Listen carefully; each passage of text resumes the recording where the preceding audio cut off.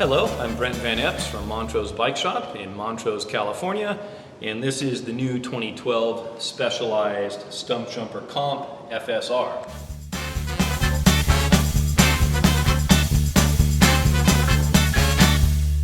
Refined for 2012, this bike is excellent this year, one of the best trail bikes on the market. At the heart of this system is the specialized rear suspension design, fully active FSR 4-bar linkage. The linkage on this bike is nice and tight, quite a bit shorter than most of the competitors. It's a stiff back end, doesn't feel hinged, very, very tight, very great in technical situations. This bike favors an aggressive rider. At the heart of the FSR system, in the back end of the bike, is the horse link. That's what keeps this unit fully active. Pedaling is excellent with this design. A lot of other companies license this from Specialized. Perfect working design, very lightweight. Sticking to the back end of the bike for 2012, they've gone to an oversized axle and a wider spacing. This is referred to as a 142/12 back end. You're going to start to see this coming on a lot of bikes from Specialized for 2012. Keeps the back end stiffer, makes the wheel a little bit stronger, able to resist flex, again favoring an aggressive rider. This particular bike is coming with the 2x10 drivetrain for 2012.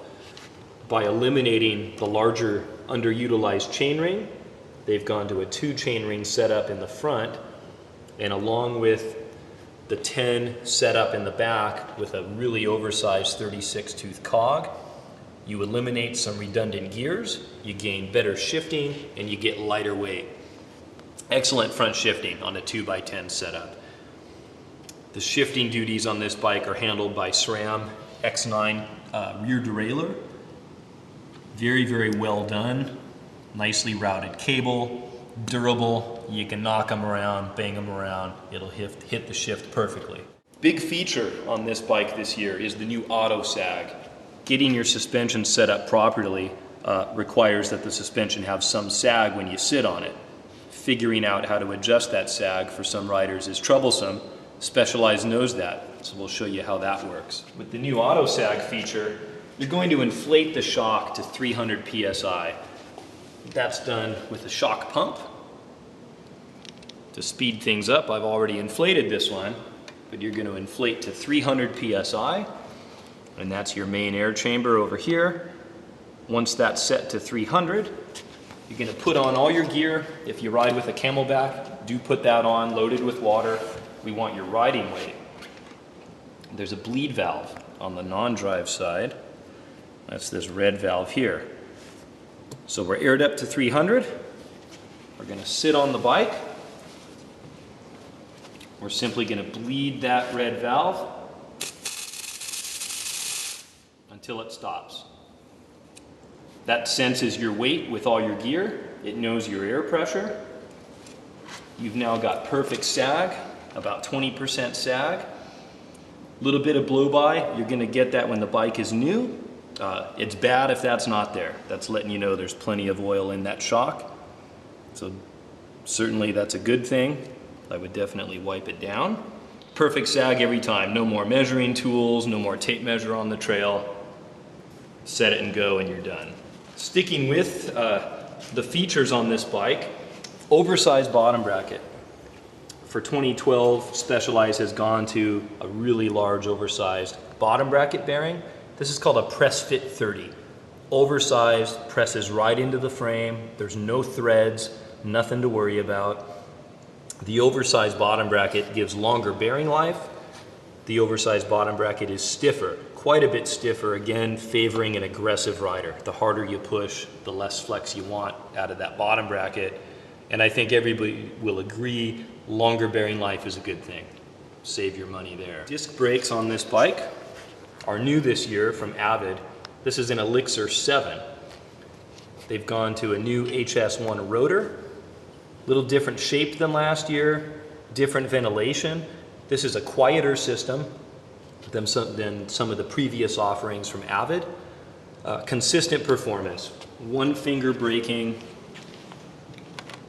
Nicely shaped levers with reach adjustment. If you have smaller hands, you can simply dial this knob and change the reach of the lever, bring it a little closer or further away.